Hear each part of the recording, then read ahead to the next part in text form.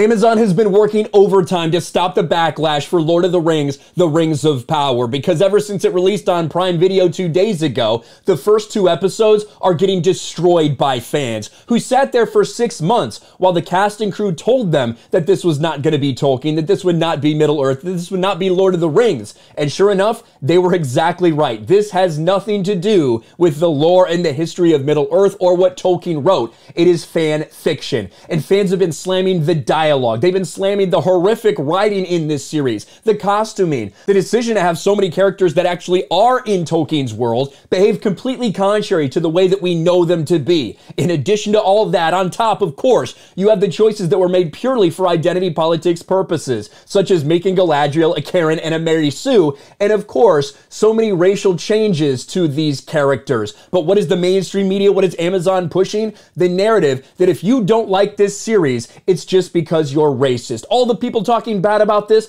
it must be because you hate people of color. A racist backlash to Rings of Power puts Tolkien's legacy into focus. And what do you know? One of the stars of the show, Lenny Henry, who's been running his mouth for months now, is once again speaking out and saying that you are racist if you have a problem with the changes they made to the lore. Rings of Power star Lenny Henry implies critics of Amazon's race swapping are racist. They have no trouble believing a dragon, but can't accept that a black person could be a hobbit or an elf. You know, Lenny Henry, this would have much more impact if it wasn't just a few days ago where you were bragging that they're changing Tolkien's world. It would be one thing if you didn't even understand that they're changing the lore, that they're doing all these things. Maybe you actually think this was reality, but no. You were quoted in an interview just a few days ago being proud of what's going on. Quote, "We're telling the story now." That's what you said.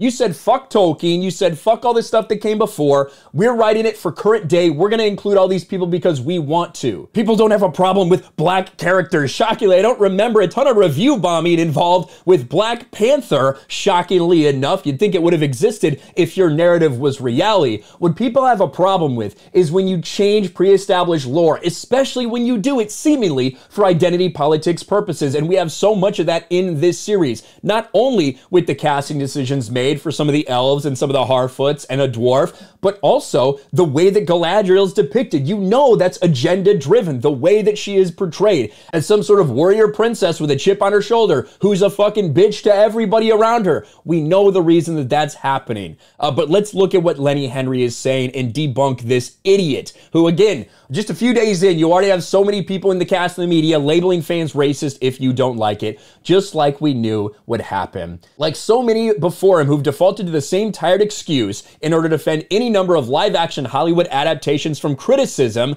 against the given project's bastardization of its source material, series star Lenny Henry dismissed Tolkien's of Lord of the Rings of Power race swapping of Tolkien's original creations as nothing more than racists who can't handle the idea that a black person could be a member of the court or a hobbit or an elf. The comedian who portrays the non-hobbit hobbit Sadoc Burrows in Amazon's multi-million-dollar Swing and a Miss offered his thoughts on the critics' series changes due to Tolkien's dutiful and explicitly crafted world. It'd be one thing if Tolkien hadn't written down exactly how all this stuff should be depicted, but he did. We have that information, which is why we know that this is not it. He gets asked the question, what made you want to get involved with Rings of Power? He says, I love fantasy. I began reading comics at 9. Tolkien was from Birmingham. Shire's based on Lickey Hills in Birmingham. All feels like something to me. However, he says this, often when you're watching these things, you don't see yourself as a black person.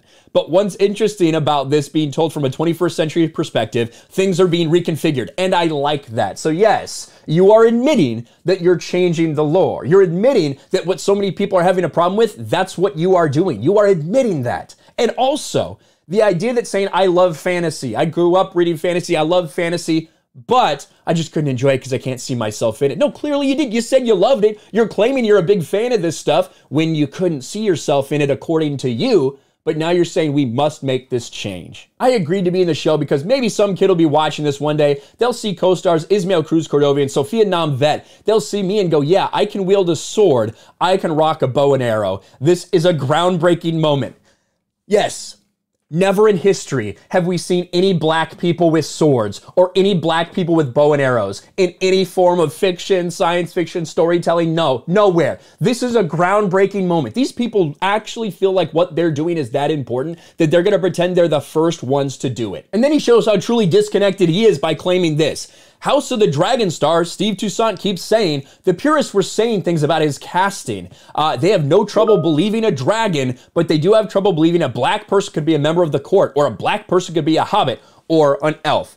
It has everything to do with the world that has been created. There are people of color in Tolkien's world. They just didn't want to tell a story about them because it wasn't elves, it wasn't hobbits, it wasn't dwarves. They didn't want to tell that story even though they could have. Instead, they tried to take all these characters that they knew could get you pulled in with nostalgia, and they used them and race swapped them. That's why so many people have a problem with this. Same thing that people have a problem in House of the Dragon. But ironically, for House of the Dragon, is that getting review bombed? No. House of the Dragon's very well received, despite the fact that they changed some things.